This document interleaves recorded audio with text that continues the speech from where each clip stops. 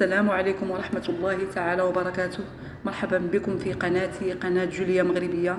اليوم جيت غادي نحضر لكم سلو سهل بطريقة سهلة ومبسطة، ونتمنى تنال الاعجاب ديالكم وندوزو على بركة الله.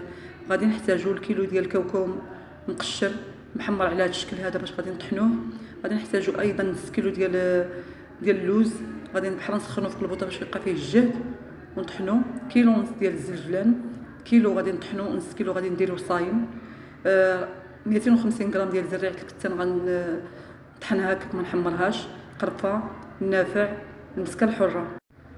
عندي 2 كيلو ديال الفورص محمر على هذا الشكل هذا. عندي الزبده، عندي اللوز مقلي زولته من ديك نص كيلو، سلقته وفركته وقليته في الزيت. العسل من نوعيه جيده، زيت المائده. من بعد ما طحنت سكر ثاني الى 2 سلايل في المسكه الحره على هذا الشكل هذا. طحنت اللوز على هذا الشكل هذا بحال سخن في البوطه باش يبقى فيه الجهد. نص كيلو ديال الزنجلان محمر غنخليوه صحيح صايم.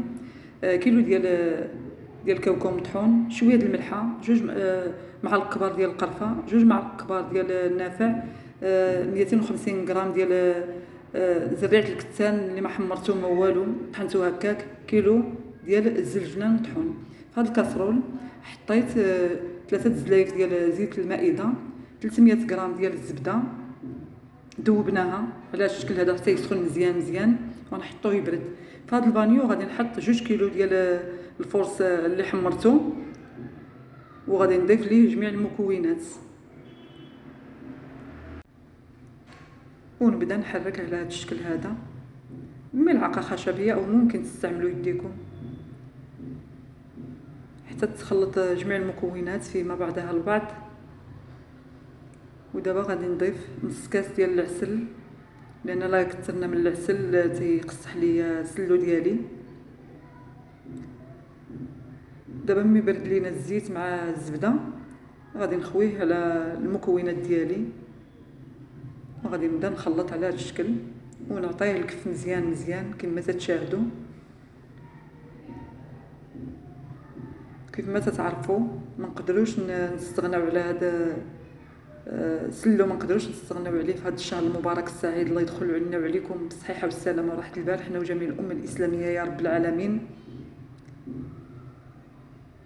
فهو فيه جميع الاشياء اللي هي تتقوض القلب صراحه الله. كاوكاو، اللوز، الزلجلان، اشياء اللي هي مفيده وصحيه. ودابا غادي نخليوه يرتاح بعد ما خلطته مزيان. ومن بعد ما ارتاح ليا سلو كيف ما تتشاهدوا غادي نعمرو في هذا السطل هذا، وتبعوا معايا خطوه بخطوه. فهو تيجي غزال، القوام تتكون باينه فيه. واخا طحنت، وانا طحنت كاين اللي تيفرفش كاوكاو اللوز، انا طحنت كلشي تيجي القوام باين، لان القوام غالب على الطحين، تيجي تقطعيه بالموس. دابا غادي ندوزو لمرحله التزيين. دابا غادي نزين بهذا اللوز اللي قليته في الزيت، غادي نزين به على هذا الشكل هذا. فهو تيجي رائع جدا، ونتمنى ينال الاعجاب ديالكم. وكيف ما تبعتوا معايا هذه هي الطريقه ديال تحضير السلو او السفوف. نتمنى تنال الاعجاب ديالكم، وتنشكركم بزاف على الدعم ديالكم للقناه ديالنا.